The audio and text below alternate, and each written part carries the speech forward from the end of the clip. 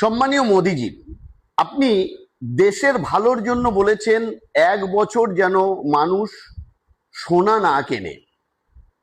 আপনি কি একবার চিন্তা করেছেন ভারতবর্ষে টোটাল 1,20,00,000 কম বেশি স্বর্ণকার রয়েছে, আর তাদের পরিবারের বিষয়ে চিন্তা করলে মাতা পিতা স্ত্রী সন্তান মিলে একজন স্বর্ণকারের পিছনে মিনিমাম 5 জন সদস্য থাকে। তাদের কিন্তু এই রুজি রুটিটা তাদের এই স্বর্ণকারী ব্যবসা থেকেই চলে। সুতরাং সেই হিসাবে দেখতে গেলে ভারতবর্ষে প্রায় 6 কোটি মানুষ এমন রয়েছে যারা প্রত্যক্ষভাবে এই স্বর্ণ ব্যবসার সঙ্গে জড়িত বা এই ব্যবসা থেকেই তাদের রুজি রুটি হয়। আর আপনি কেমন সহজভাবে বলে দিলেন দেশের জন্য তাদের রুজি রুটিকে কুরবানি করে দিতে, তাই না? হ্যাঁ, এক কথায় কুরবানি করে দেওয়া। কারণ অটোমেটিকলি করোনার পর থেকে এবং সোনার দাম বাড়ার জন্য তারা কোনো রকমে জীবনযাপন করছিল। আপনি আবার বলে দিলেন দেশের জন্য 1 বছর সোনা কিনবেন না, তাহলে তাদের তো পেটে লাথি পড়লো, তাই না? কিন্তু নরেন্দ্র মোদীজি, আপনার কাছে একটা ছোট্ট প্রশ্ন, যদি দেশের জন্য অন্তরাষ্ট্রীয় মুদ্রাকে মজবুত করতে হয় তাহলে এটা কেন বললেন না যে ভারতবর্ষে 4,131টি এমএলএ রয়েছে, 543টি এমপি রয়েছে এবং নেতা মন্ত্রী মিলে ডেলি কমপক্ষে বেফুজুল 15,000 গাড়ি ব্যবহার করা হয়, তার মধ্যে ইলেকট্রিক্যাল গাড়ি একটাও নেই। আপনারই তো কাফিলা 50টা। মুখ্যমন্ত্রী প্রধানমন্ত্রী থেকে যে গাড়িগুলো ব্যবহার করা হয়, যদি ওই গাড়িগুলো বন্ধ করে দেন তাতে কমপক্ষে কয়েক কোটি টাকার একদিনে পেট্রোল খরচা কমে যাবে। তাতে কিন্তু দেশ হিতে খুব ভালো লাভ হবে। হ্যাঁ, আমরা স্বর্ণকার, আমরা নিজেদের খাওয়া দাওয়া ত্যাগ করে দেশের জন্য ভালো করতে পারবো, কিন্তু আপনারাও তো কমপক্ষে একটু বিলাসিতাটা কম করুন, পেট্রোল বাঁচানোর চেষ্টা করুন, তবেই তো জানবো নাকি কেবলমাত্র গরিব স্বর্ণকাররা দেশের জন্য ভুকা থাকবে আর আপনারা একের পর এক রোড শো করবেন, একটা মন্ত্রী এমএলএর পিছনে 10টা করে কাফিলা গাড়ি পাঠাবেন, বিদেশ ভ্রমণে যাবেন। তার জন্য কি দেশের ক্ষতি হয় না? আপনাদের কি নৈতিক কর্তব্য আর দায়িত্ব নয় দেশের জন্য? কেবলমাত্র গরিব মজদুরদের জন্যই কি দায়িত্ব রয়েছে? তাই আমি আপনার কাছে বিনম্রভাবে অনুরোধ করব, যদি দেশের জন্য চিন্তা করতে হয় সকলকে চিন্তা করতে হবে, কেবলমাত্র স্বর্ণকারদের পেটে লাথি মেরে দেশের ভালো করা যাবে না। যদি মনে হয় আমি ঠিক বলেছি, এই ভিডিওকে বেশি বেশি করে শেয়ার করুন এবং সমস্ত ভারতবাসীর কাছে এই ভিডিওকে পৌঁছে দেন। সকলে সুস্থ থাকুন, ভালো থাকুন এই কামনা করি। ধন্যবাদ। তোমার শত্রু বটে, শয়তান তোমার শত্রু বটে, লিখা আছে আল কোরআনেতে, পড়ে দেখো রে মুমিন ভাই, পড়ে দেখো সেই কোরআন খোলে। শয়তান তোমার শত্রু বটে, লিখা আছে আল কোরআনেতে, কোরআন খুলে পড়ে দেখো ও মুমিন ভাই, পেয়ে যাবে প্রমাণ। প্রথম নবী জান্নাতে ছিলেন, সঙ্গিনী হাওয়াকে পাইলেন। প্রথম নবী জান্নাতে ছিলেন, সঙ্গিনী হাওয়াকে পাইলেন। চক্রান্ত করিয়া শয়তান খাওয়াইল গন্ধ, রেখো গো স্মরণ, একদিন হবে যে মরণ। তোমরা রেখো গো স্মরণ, একদিন হবে যে মরণ।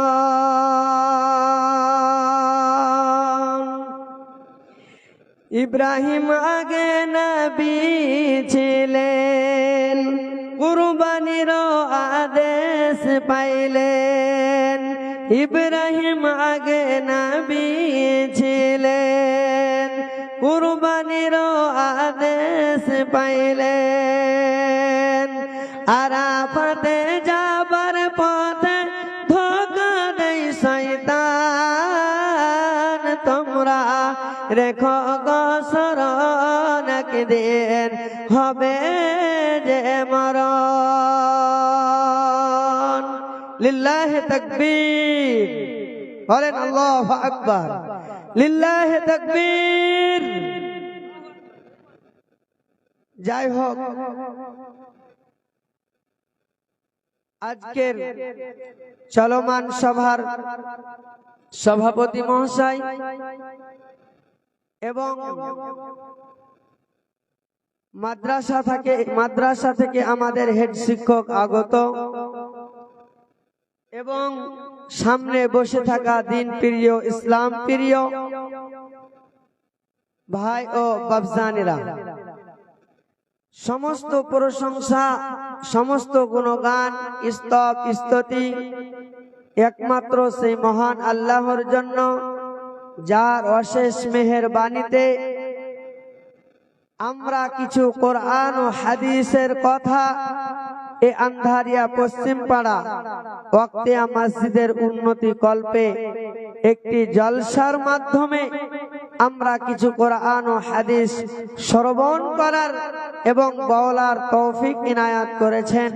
তাই আমরা অন্তরের স্থল থেকে মোহাব্বতের সঙ্গে বলি আলহামদুলিল্লাহ। বলেন আলহামদুলিল্লাহ। এবং সমস্ত নবীর উপর দুরূদ ও সালাম বর্ষিত হোক। বিশেষ করে আমাদের শেষ নবী জনাবি মুহাম্মদুর রাসূলুল্লাহ বলেন সাল্লাল্লাহু আলাইহি ওয়াসাল্লাম, তিনার উপর শত সহস্র দুরূদ ও সালাম বর্ষিত হোক। আল্লাহুম্মা সাল্লি আলাইহি, আল্লাহুম্মা বারিক আলাইহি, আল্লাহুম্মা আমিন। বাবজান আমার, যারা আমার সামনে বসেছেন, আমি আপনাদের গ্রামের ছেলে, গ্রামেরই ভাই, আপনাদের সামনে আমি এসেছি। দুঃখের বিষয় যে আজকে এত সুন্দর কোরআনের মাহফিলে আমরা আসতে চাই না। আমরা শ্রবণ কোরআন ও যেই জায়গাতে আপনার কথাই কথাই আপনি নেকি পাবেন, আপনি আল্লাহর তাসবিহ, এটা হলো একটি জিকিরের জায়গা। যেমন আপনার জিকিরের অনেক ভাগ রয়েছে, একটি দোয়া আপনি এখানে পড়বেন, সেটাও জিকির। জিকিরের অর্থ আপনি এখানে বসে রয়েছেন, আপনি কোরআন ও হাদিসের কথা শুনছেন, আমি বলছি এটাও একটি জিকির। এবং আপনি বসে যে রয়েছেন এই তোয়ালের উপরে, আপনি একটা এই সামিয়ানার নিচে বসে আছেন, আর আমরা মনে করছি এই জায়গাটা একটি ছোট্ট জায়গা, এই জায়গাগুলোতে বসে কি হবে। কিন্তু আমরা যদি জানতাম, তাহলে আমরা আজকে কোরআন ও হাদিসের কথা শ্রবণ করার জন্য সেই সাহাবা ইকরামদের মতো আমরা ছুটে আসতাম, আমরা শুনতাম। এই জায়গাটাতে আপনার আমার চারিদিকে আল্লাহ তাআলার ফেরেশতা আপনার জন্য আমার জন্য পর বিছিয়ে বসে রয়েছেন এবং দোয়া করতে আছেন। আপনার আমার জন্য আল্লাহ তাআলার কাছে আর্তনাদ করছেন, হে আল্লাহ, তোমার এই বান্দারা কোরআন ও হাদিসের কথা শ্রবণ করছে, তুমি এদেরকে ক্ষমা করো, এদেরকে মাফ করো। এই রকম ভাবে আপনার জন্য আল্লাহর ফেরেশতা পর্যন্ত দোয়া করছে। এই যে আপনার পাশেই আপনার গোবরের মাঠ পড়ে রয়েছে, এই মান্থ আপনার এই মান্থগুলোর মধ্যে দেখবেন পিপিলিকাগুলো অনেক ঢুকে রয়েছে। এই পিপিলিকা পর্যন্ত আপনার জন্য প্রশংসা করছে, আপনার জন্য আল্লাহর দোয়া করছে, আপনার জন্য আল্লাহর কাছে দোয়া করছে। আর আজকে আমরা হতভাগা, আজকে এই কোরআনের মাহফিল ছেড়ে আমরা বাজার আমরা হিন্দু ভাইদের মতো, বেদিন মুশরিকদের মতো ঘুরে বেড়াচ্ছি। আজকে আমাদের শরম হলো না, আজকে আমাদের হায়া হচ্ছে না। ভাই বাবজান আমার, একটা ছোট্ট প্যান্ডেলের স্থানে আজকে আমরা বাজারে আমরা ঘুরছি। আজকে আমরা কোরআনের মাহফিল দিয়েছি, আমরাই জলসা করেছি, আর আপনার আমার গ্রামের লোকই এই মাহফিলে বসে নাই। দুঃখের বিষয়, এই জন্য তো আজকে আমরা এসআর ফর্ম জমা দিচ্ছি, জেরক্স মেশিন এর কাছে যাচ্ছি, আমরা বিএলওর এর কাছে যাচ্ছি, আমরা কম্পিউটারের কাছে যাচ্ছি, যেখানে আপনার আধার কার্ড, আপনার রেশন কার্ড, আপনার ভোটার কার্ড গুলোকে সংশোধন করতে হচ্ছে। আপনি সেখানেই মোদী সরকারকে গালি দিচ্ছেন, আর আজকে আপনি নিজেই আপনার জায়গা ছেড়ে, আপনার স্থান ছেড়ে দূরে পড়ে রয়েছেন। তা আপনার মতো আমার মতো হতভাগার উপরে এই রকম গজব আসবে না তো কার উপরে আসবে? বলছিলাম, যারা এখনো আমার বাপ দাদা বাজারে বসে রয়েছেন, আসুন কোরআন ও হাদিসের কথা শ্রবণ করুন। আমি গ্রামের ছেলে হলেও আপনাদের সামনে আমি কোরআনের হাদিসের কথা প্রতি জুমাই বললেও আপনাকে আমি কিছু দিতে পারবো ইনশাআল্লাহ। আল্লাহ যদি আমার উপরে দয়া করেন, রহম করেন, আর আপনি যদি শোনার পরে আমল করেন। বলছিলাম, আমার বিষয়, আমার তৌফিক, আমার জ্ঞান অনুযায়ী আমি খুব একটা গুরুত্বপূর্ণ বিষয় আপনাদের সামনে তুলে ধরব। সেই বিষয় যদি আপনি ভালোভাবে শ্রবণ করেন তাহলে কিছু আপনি পাবেন ইনশাআল্লাহ। তাই ভাই বাবজানেরা আমার যেখানে বসে আছেন, আসুন, মা বোনেরা আপনারাও আসুন এবং কিছু কোরআন ও হাদিসের কথা শ্রবণ করুন। আমি আপনাদের সামনে সূরা আল বাকারা থেকে একটি আয়াত পরিবেশন করেছি। এই আয়াতটাকে আপনাদের সামনে তুলে ধরব। আল্লাহ তাআলা বলছেন, ফাযকুরুনি আযকুরুকুম ওয়াশকুরুলি ওয়ালা তাকফুরুন।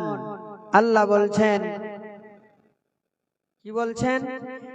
যে তোমরা আমাকে স্মরণ করো, আমি তোমাদেরকে স্মরণ করব। তোমরা আমার জিকির করো, তোমরা আমার শুকরিয়া আদায় করো, তোমরা আমার না শুকরি করিও না। আল্লাহ তাআলা বলেন অন্য আয়াতে, আল্লাহ তাআলা বলছেন, উদউনি আস্তাজিব লাকুম। আল্লাহ বলেন, তোমরা আমার কাছে দোয়া করো, আমি আল্লাহ তোমাদের দোয়াকে কবুল করব। আল্লাহ নিজেই বলছেন, উদউনি, তোমরা আমাকে, উদউনি আস্তাজিব লাকুম, তোমরা দোয়া করো, আমি তোমাদের দোয়াকে কবুল করব। আল্লাহ তাআলা বলেন, আল্লাহ তাআলা আরো বলেন, আল্লাহ তাআলা সুন্দর করে বিশ্ব নবীকে দিয়ে বলিয়ে দিচ্ছেন, কুল ইয়া ইবাদি আল্লাযীনা। আসসালামু আলাইকুম। আমাদের সভার সামনের দিকটা একবারই ফাঁকা, পিছনে রাস্তার উপরে লোক চলে গেলেন। একটু করে আগে আসুন, সামনের দিকে একটু আগে চলে আসুন, বসে বসে সামনের দিকে চলে আসুন। পিছনের লোকগুলো রাস্তাটা ছেড়ে দিয়ে বসবে, একটু আগে চলে আসেন। সামনেটা দেখে যেন কেমন ফাঁকা ফাঁকা লাগছে, মনে হচ্ছে কিরকম ছেদ কাটা লাগছে। সামনে আগে আসেন, পিছনের লোকগুলো একটু আগে চলে আসুন, আস্তে আস্তে চলে আসেন। সামনেটা পূর্ণ হয়ে যাক, বসতেও ভালো লাগবে, শুনতেও ভালো লাগবে, দেখতেও ভালো লাগবে। ঠিক আছে, আসেন, চলে আসেন, আসেন ভাই, চলে আসেন, সামনে চলে আসেন, বসেন।